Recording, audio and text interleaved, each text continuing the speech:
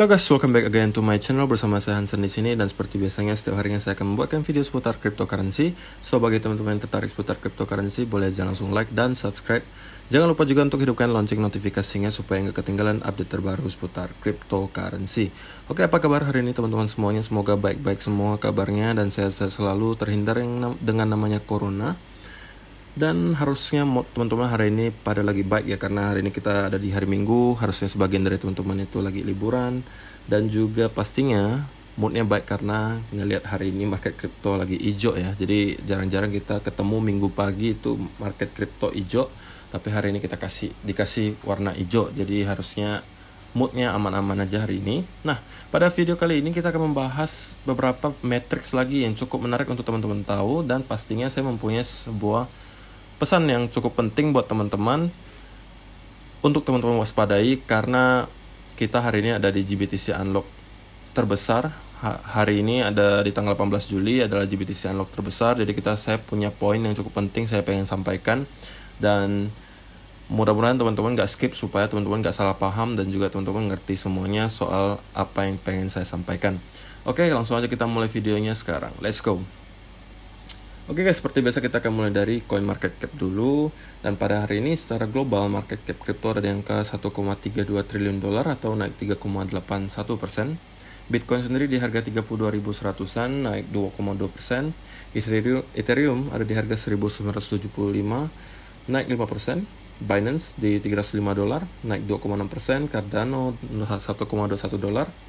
XRP di 0,59. Dogecoin ada di harga 1,9 dolar dan kenaikannya cukup lumayan, 11%. Baru semalam juga kita buatkan video mengenai Doge. Jadi kalau misalnya teman-teman yang tertarik, boleh aja langsung nonton video sebelumnya dulu, karena saya mau menyampaikan beberapa poin dan update analisis teknikalnya. Semoga bermanfaat. Dan juga Polkadot sekarang di harga 12 dolar. Oke, jadi ada outlook sementara untuk market crypto. Dan sekarang kita bakal mulai dari chartnya Bitcoin dulu, oke? Dan kita seperti biasa kita akan mulai dari time frame yang lebih besar, yaitu time frame 4 hour chart. Secara 4 hour kita belum ada yang banyak berubah. Ini saya hapus dulu sebentar. Secara 4 hour chart kita tidak terlalu berubah banyak dari beberapa minggu yang lalu. Kita masih bermain di channel antara 43.000 dan 30-an ribu. Jadi selama kita masih di dalam sini, kita masih sideways secara 4 hour. Tetapi kalau secara 1 hour chart, ya kita sekarang ada dalam channel ini, descending channel yang udah kita bahas dari beberapa hari yang lalu, dari Juni malah ya. Dari Juni, Juli kita bermain hanya di descending channel ini. Dan sekarang kita juga kemarin udah bahas soal area akumulasi di sekitar sini, dan sekarang kita masih bertarung ya, para pembeli dan penjual masih bertarung dan menghasilkan harga yang cukup sideways. Dan salah satu pesan yang saya mau kasih tahu ke teman-teman adalah, pertama, teman-teman kalau misalnya pengen trading sekarang, yang short term trader, harus super waspada. Kenapa? Karena pertama, volume perdagangan kita masih sangat kecil, otomatis masih rentan sekali akan manipulasi pertama. Kedua, kalau misalnya teman-teman yang pengen short term buy, sekarang untuk pola yang tercipta itu tidak terlalu meyakinkan menurut saya, karena kita masih terlihat sangat sideways, dan ini malah bisa jadi sebuah flat. Jika memang ini adalah flat, koreksi untuk impulse ini, maka kita masih akan dibawa turun sekali lagi untuk kemudian naik. Hal ini bisa saja terjadi karena apa? Psikologi market sekarang juga masih kebanyakan dalam fase ketakutan. Orang-orang masih ragu untuk buy, ya kan? Kemudian juga ada banyak berita-berita yang membuat orang ketakutan soal GBTC misalnya di tanggal hari ini 18 Juli. Kemudian juga soal ada dari JP Morgan yang bilang misalnya Bitcoin bakal ke harga 25.000. Ada banyak sekali analis yang ngomong misalnya Bitcoin akan ke 10.000, ada yang bilang ke 16.000, macam-macam. Itu yang membuat sekarang makanya volumenya sangat kecil, dan juga kedua, rentan sekali manipulasi. Yang ketiga, orang-orang masih ragu untuk masuk Jadi sekarang ya teman-teman kalau mau buy harus super hati-hati, karena ini juga polanya mirip seperti pola yang sebelumnya pernah terjadi juga. Kalau misalnya teman-teman bingung, ini saya tunjukin contoh yang lain dengan pola yang sama ya. Jadi ini adalah impulsnya, kemudian kita konsolidasi flat, lalu kita dibawa turun lagi sekali lagi ya, sama. Kalau teman-teman perhatikan, ini adalah pola yang sama yang terjadi juga sekarang. Kita dibawa turun, kemudian kita konsolidasi, koreksi dalam bentuk flat, dan bisa jadi kita akan dibawa turun sekali lagi untuk naik. Itu adalah skenario yang menurut saya kemungkinan besar bisa terjadi. Dan kalaupun saya buy, kalau untuk teman-teman yang pengen buy, saran saya ya jangan di tengah-tengah sih. Kalau misalnya teman-teman yang pengen aman, kalau saya pribadi kalau untuk buy sekarang saya tidak terlalu pengen. Karena apa? Kita masih di tengah-tengah channel ini. Jadi kalaupun saya buy, kalaupun kita benar, kita bakal merangkak naik lagi, risk and rewardnya tidak seberapa. Beda kalau misalnya kita menunggu di sini di trendline bawah ini dan kita trade sampai ke atas ini, risk and rewardnya itu jauh lebih besar. Dan kalau misalnya untuk long term, kalau kita pengen bullish, hal pertama yang harus kita lakukan adalah kita menembus dari trendline atas ini dan kita konsolidasi, retest, baru kita bisa ngomong untuk target kita yang kemarin kita ngomongin di sekitar 39.000. Untuk short termnya itu saya pengen pesan ke teman-teman perlu waspada kalau misalnya mau trading. Setidaknya stop lossnya harus super ketat, karena kemungkinan kita masih bisa dikasih satu bear trap lagi satu kali lagi ke bawah, baru kita dibawa banting lagi ke atas. Nah, itu adalah ini juga didukung oleh salah satu artikel di Cointelegraph ini yang menyatakan historically low spot volumes and investor indecision weigh on Bitcoin price. Jadi di sini juga yang pentingnya, di sini saya jelasin yang penting aja ya guys. If one word could be used to describe how the majority of participants in cryptocurrency ecosystem feel about the near-term outlook for Bitcoin, it will be undecided. Jadi menurut mereka, untuk sementara sentimennya rata-rata investor itu masih tidak mempunyai keputusan yang jelas. Jadi mereka semua rata-rata masih ragu, ya kan? Pengen masuk masih ragu, pengen sell juga ragu. Jadi apa yang mereka lakukan? Mereka ya caranya satu-satunya yang nggak trading dulu atau nggak buy dulu. Intinya mereka wait and see dulu, nunggu dulu. Itu juga yang menyebabkan teman-teman bisa lihat volumenya kita di bulan Juli ini adalah salah satu yang paling kecil. Jika kita dibandingkan dengan bulan-bulan sebelumnya di tahun 2021, Juli adalah bulan di mana volumenya paling kecil. Dan ini adalah yang paling kecil juga dari yang terakhir November. November juga volumenya sangat kecil. Sekarang juga volumenya sama dengan November. Jadi beberapa bulan sebelumnya kita melihat volumenya sangat besar. Tapi sekarang orang mulai pada ragu lagi untuk masuk, yang menyebabkan volumenya sangat kecil. Dan juga diakibatkan oleh kenaikan dolar. Dolar semakin kuat, biasanya Bitcoin semakin lemah. Nah, itu juga mungkin yang membuat ada pressure ke harga Bitcoin. Dan juga di sini dikatakan sekarang Bitcoin itu lagi retest moving average 12 bulannya. Jadi ini moving average yang super lama, yang moving average 12 bulan ya. Jadi kita sekarang masih retest di sana. Ya, mudah-mudahan ini adalah sinyal baik dan kita bisa rebound dari sana. Oke, jadi ini adalah berita pertama yang saya pengen teman-teman lihat. Kemudian juga di sini ada dijelasin, if this is a crypto bear market, how long can it last? Ya kan? Jadi kalau misalnya ini adalah bear market, kira-kira berapa lama sih bear market ini akan terjadi, ya kan? Kemudian di sini ada dijelasin berapa matrix bullish. Yang pertama dia bahas soal stock to flow model, yang ya kalau misalnya teman-teman udah subscribe ke channel saya harusnya udah sering ngeliat ini. Ini adalah stock to flow modelnya Bitcoin. Dan belum ada yang berubah dari ini, kita masih berada di area yang cukup under value, dimana kalau misalnya garis stock flow to model ini sekarang sebenarnya udah berada di angka sekitar $86.000, sedangkan harga kita sekarang masih di sekitar 32 ribuan. Dan ini termasuk salah satu yang paling undervalue sepanjang sejarah Bitcoin, dimana kemarin kita udah bilang sekitar 59% di bawah harga wajarnya. Nah, itu yang pertama dibahas di artikel ini. Yang kedua juga adalah ini adalah artikel Exchange Net Position Change for Bitcoin. Jadi kalau misalnya hijau, kok kayak buta warna saya ya, hijau ini guys. Hijau, jadi kalau hijau ini biasanya ini adalah fase distribusi, dan kalau yang merah ini adalah fase akumulasi. Distribusi ini biasanya orang-orang ini transfer Bitcoinnya dari wallet pribadi ke exchange. Kalau di merah ini biasanya orang menarik Bitcoinnya dari exchange ke wallet pribadi.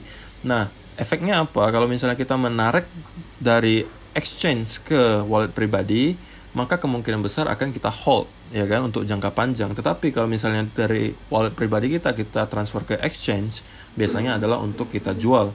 Itu juga yang terjadi pada harga Bitcoin dan dicerminkan oleh Exchange Net Position Change ini. Teman-teman bisa perhatikan ketika Exchange Net Position Change ini berada di zona merah atau fase akumulasi, maka kemungkinan besar Bitcoin tidak lama lagi akan mengalami kenaikan karena ini fase akumulasi. Dan di bulan-bulan Mei kemarin ini hijaunya gede-gedean, jadi ini adalah fase distribusi besar-besaran. Dan sekarang kita udah mulai masuk ke zona merah lagi, yang merupakan salah satu indikasi positif bahwa sudah mulai lagi orang-orang mulai akumulasi Bitcoin lagi, mulai beli dan mulai ditarik dari exchange untuk di hold lagi. Dan itu merupakan indikasi positif. Tapi teman-teman melihat data-data seperti ini, jangan langsung berpikiran bahwa berarti buy sekarang dong kok. Berarti nanti besok bakal meroket nih kok ke $100,000. Yang nggak seperti itu guys. Ini adalah indikasi dan ini adalah hal yang terjadi di belakang layar, ya kan? Dan kita perlu tahu ini supaya kita tahu, rupanya sekarang nih harga segini itu udah mulai menarik buat para investor. Memang bisa jadi kita turun lagi sedikit dari harga sekarang, tetapi di sekitar range 30-an ribu itu udah merupakan harga yang cukup menarik bagi para investor, ya kan, menyebabkan banyak sekali orang udah mulai akumulasi. Jadi itu bisa menjadi salah satu indikasi bahwa tidak lama lagi kita akan melihat Bitcoin rebound. Walaupun mungkin tidak dari harga 32.000, bisa jadi kita ke 28 dulu baru naik lagi, atau 27 baru naik lagi. Tidak ada yang bisa tahu, tetapi teman-teman cukup perlu tahu bahwa orang udah mulai akumulasi. Jadi teman-teman jangan sampai tertipu oleh para pembesar yang mencoba memanipulasi teman-teman dan mencoba membuat teman-teman untuk menjual Bitcoin kalian dan mereka serok di bawah. Nanti teman-teman malah FOMO lagi di harga yang terlalu mahal gitu kan.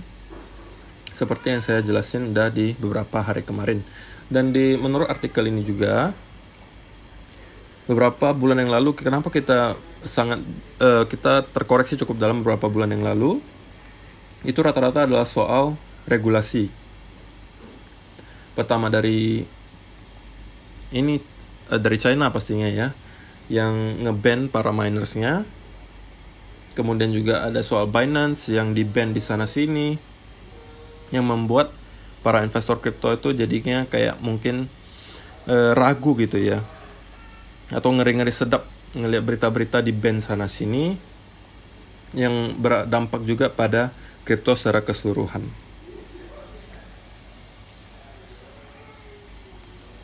Oke, juga ini ada salah satu artikel yang cukup menarik yang pengen saya tunjukin ke teman-teman.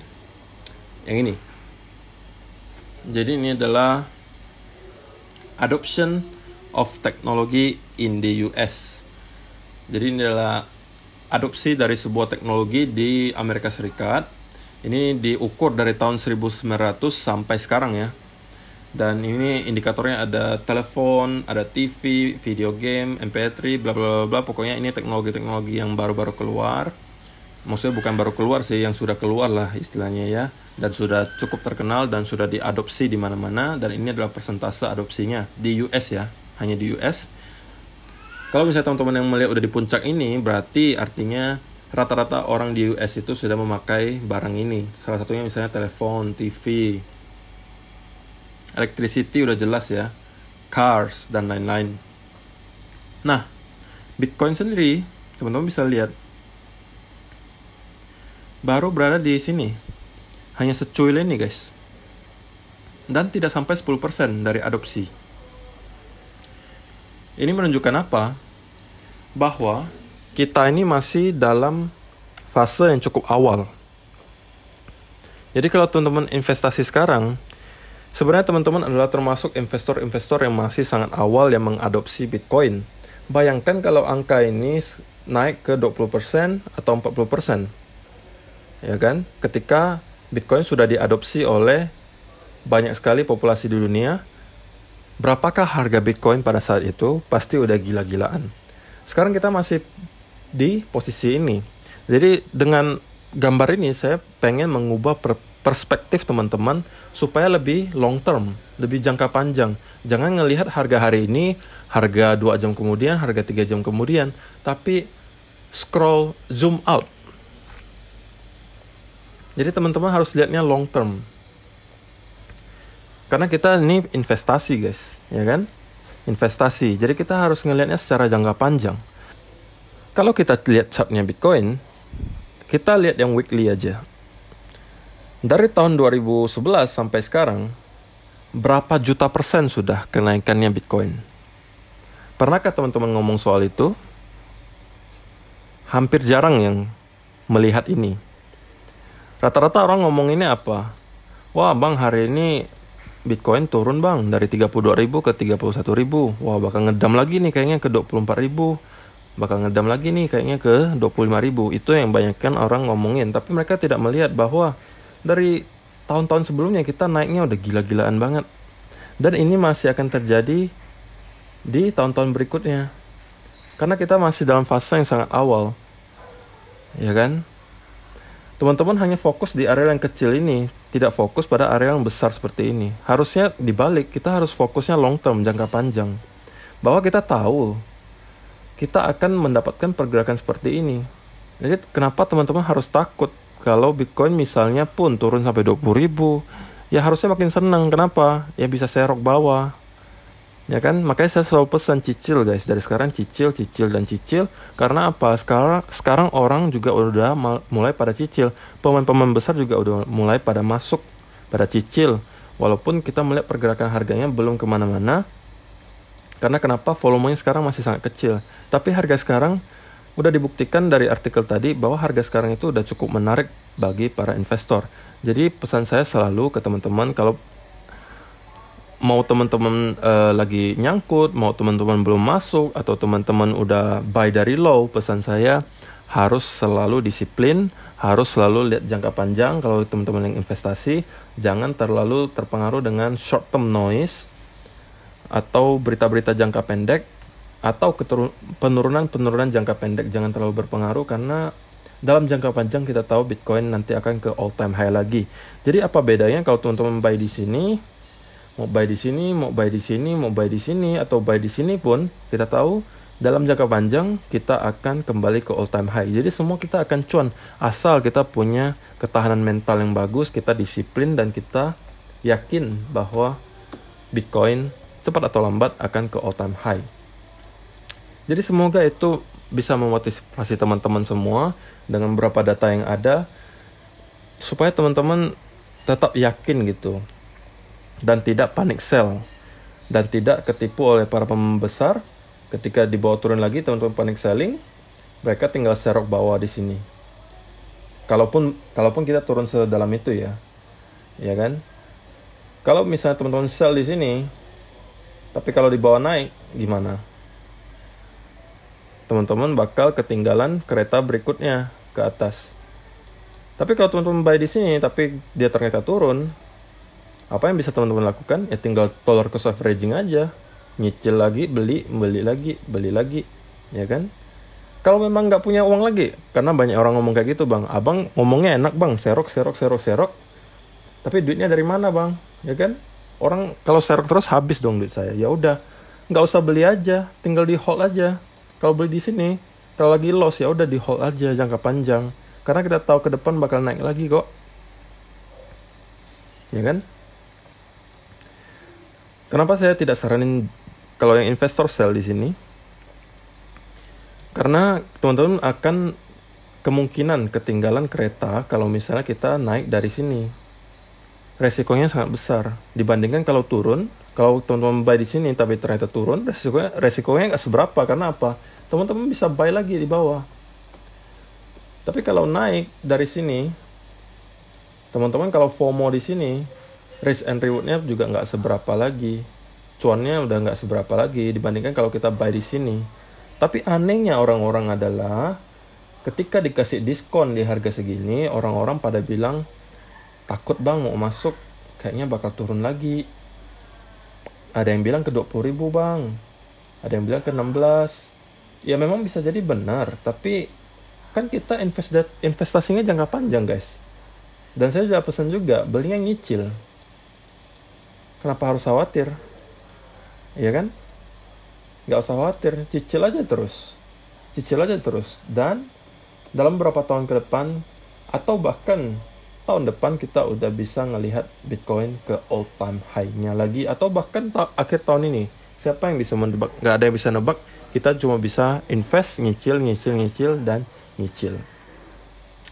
Oke, semoga teman-teman ya ngerti lah maksud saya ya. Soal kenapa kita harus tetap hold. Walaupun harganya misalnya bakal turun lagi, ya saya tetap hold. Mau naik ya syukur, mau turun ya saya beli lagi gitu. Simple aja, ya kan? Oke, terima kasih udah nonton video kali ini. Semoga bermanfaat. Kalau misalnya teman-teman suka, boleh bantu like dan share. Dan kita akan bertemu lagi di video yang berikutnya. Thank you. Bye-bye.